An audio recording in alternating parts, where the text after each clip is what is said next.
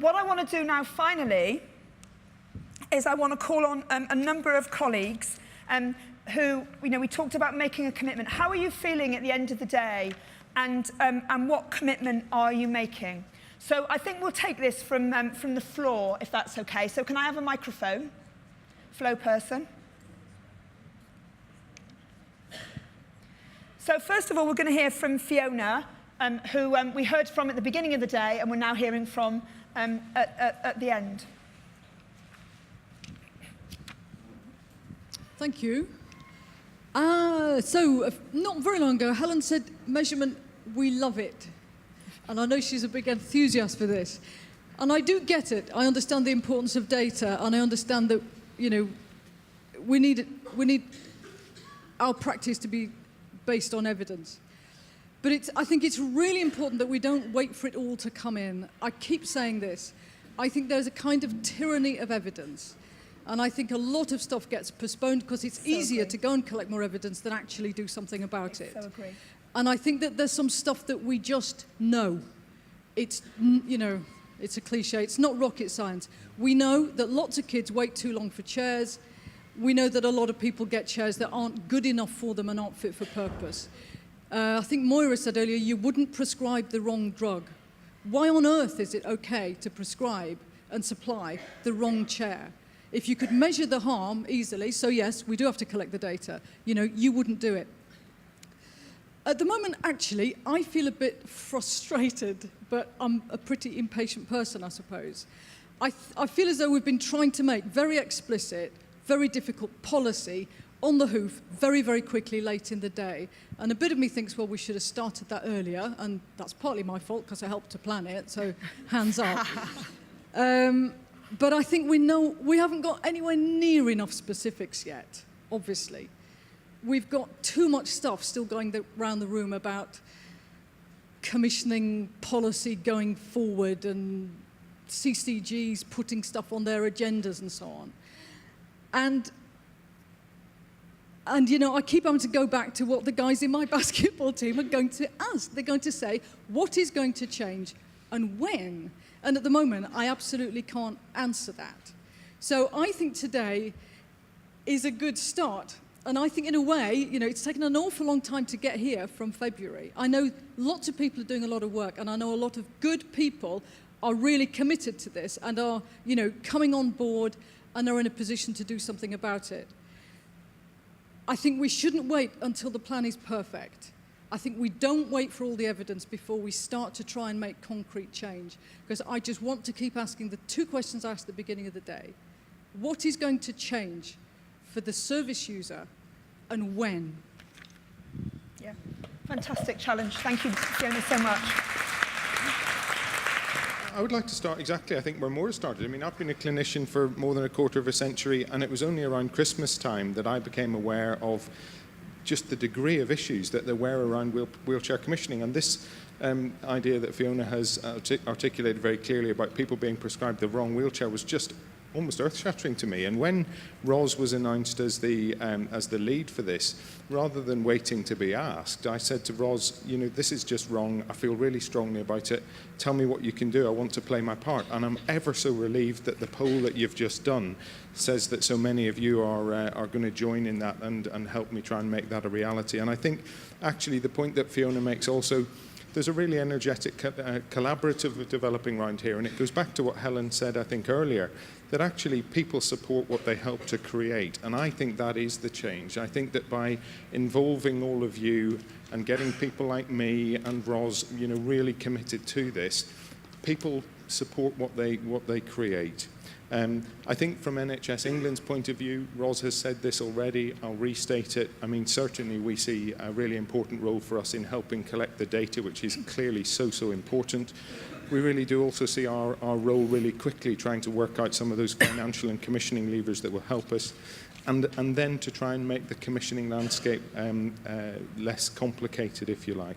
So I really look forward to playing my part. My reflection is on the energy in the room, the compelling narrative that exists around this that I think we really need to spread far and wide, and the fact that for many people this is an intolerable situation that we need to make better as quickly as we can. Yeah. I think one of the most important things that we need to take away is that people have spoken up today, and we need to listen and hear what people have said. And I think the most important thing is that we all understand the challenges, but actually we've waited too long. And this is now urgent and important, and we can't afford to leave here today without committing to take action. And the other thing that I want to say is actually that commitment is for everybody. So the power is in this room. And as long as we look to other places to solve this, I don't think we'll be successful. So that's my challenge back to everybody in the room. But alongside that, I am going to make a commitment. And I'm going to make an NHS IQ commitment, and I'm going to make a personal commitment. So NHS IQ will continue its involvement in this work. We will support in all the ways that we can the development of the Leadership Alliance and taking forward the charter. Thank you very much for that great suggestion.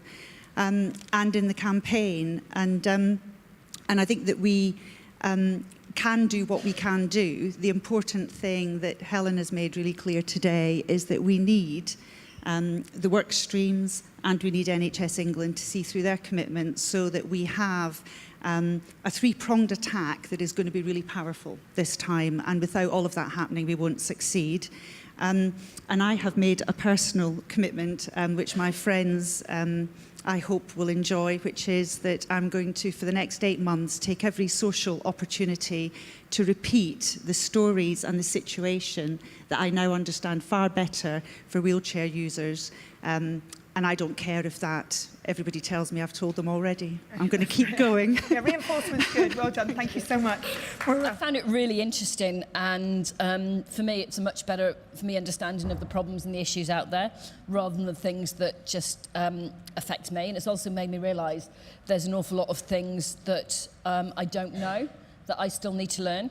I think the reason this hasn't maybe been tackled before, because we've had lots of discussions about this, is that it's seen as too big an issue, but we can't let it carry on. And for me, there's a couple of things. I really want to see it stop being seen as a service that is done to disabled people.